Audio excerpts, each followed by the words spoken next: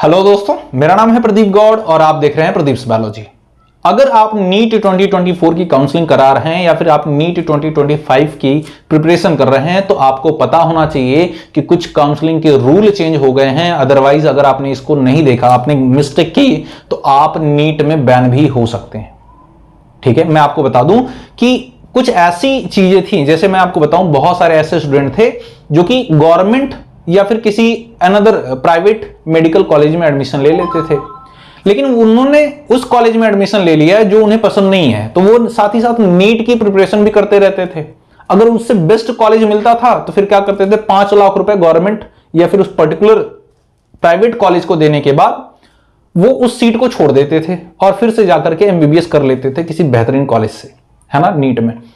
लेकिन अब ये रूल चेंज हो चुका है, अब आप नीट में बैन हो सकते हैं। क्या रूल है जरा समझते हैं। देखिए, यहां पर दिया गया है बच्चों कि शासनादेश संख्या यहां पर दी गई है, वो पर्टिकुलर नंबर दिनांक 26 जून 2024 के द्वारा निर्णय लिया गया है कि प्रवेश में स्थापित समस्त राजकीय एवं निजी क्षेत्र के मेडिकल / डेंटल कॉलेजेस एवं चिकित्सा विद्यालयों की स्नातक एवं स्नातकोत्तर पाठ्यक्रम की सीटों पर प्रवेशोपरांत पाठ्यक्रम पूर्ण न करने से पूर्व किसी भी अभ्यर्थी से सीट लीविंग धनराशि अथवा अर्थदंड लिए जाने की व्यवस्था को समाप्त करते हुए इसके स्थान पर एनएमसी नेशनल मेडिकल काउंसिल के पत्र 19/2024 यानी 19 जनवरी 2024 के इस पर्टिकुलर में द्वारा दिए गए सुझाव के क्रम में यदि संबंधित अभ्यर्थी द्वारा पाठ्यक्रम पूर्ण करने से पूर्व सीट छोड़ी जाती है तो उसे अगले शैक्षणिक सत्र में प्रवेश क्रिया से डिबार्ड कर दिया जाएगा। मतलब ये क्या कहना चाहते हैं कि अगर आप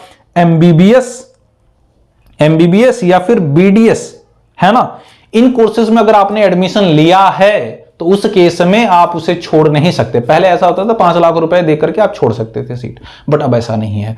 अब इस केस में पैसे वगैरह तो जाएंगे ही, पैसे इवन हो सकता है रिटर्न भी कर दें, लेकिन अब अगले साल के लिए नीट आप नहीं दे सकते, है ना। कितने सालों के लिए बैन है ये अभी क्लियर नहीं, बट 1 साल के लिए शायद बैन लगाया गया है। सिर्फ किन कोर्सेज के लिए? क्या आयुष के कोर्सेज बीएमएस, बीएचएमएस, बीयूएमएस के लिए भी ये एप्लीकेबल होगा? इसके बारे में डिटेल अभी कोई नोटिफिकेशन नहीं है, लेकिन ये कंफर्म होता है कि एमबीबीएस और बीडीएस अगर आप गवर्नमेंट या फिर प्राइवेट कॉलेज से कर रहे हैं तो उस केस में आप उसे छोड़ नहीं सकते। क्लियर है?